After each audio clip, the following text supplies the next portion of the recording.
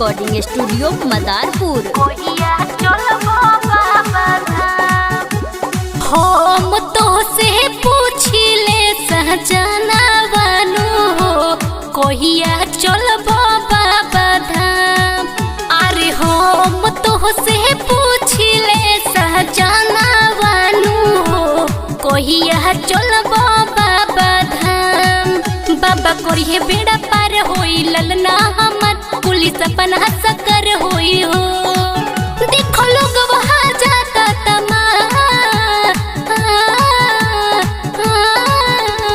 हम तो से पूछिले सहजना बनू हो कहिया चलबो बाबा धाम धाम धाम। अरे हम तो से पूछिले सहजना बनू हो कहिया चलबो बाबा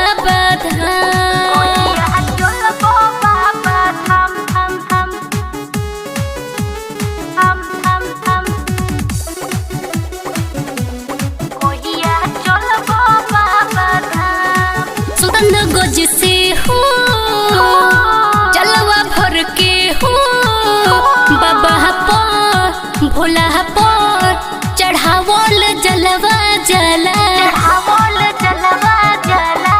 सबके सोइया हो पकड़ी बैया हो सुहिया पहाड़ हो केनु जाइल जला तलग पावे कंवरियन के जा। हम तो से पूछिले सहजना बनू हो कहिया चलबो बाबा धाम। जय हो हम तो से पूछिले सहजना बनू हो कहिया चलबो बाबा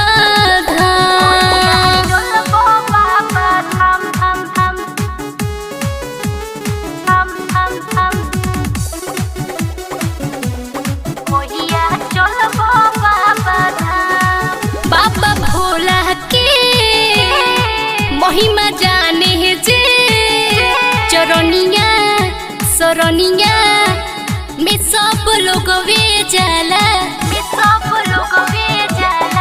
कृपा करी है वो दुखवा हरी है वो बोलबो के नहरा सभे लगावत जला संध्या कर रहली तो से गुहा।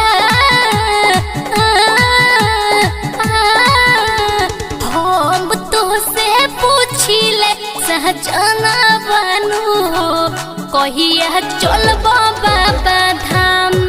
अरे हम तो से पूछिले सहजना बनू हो कहिया ले चलबो Baba Dham. Anjali digital recording studio Madarpur.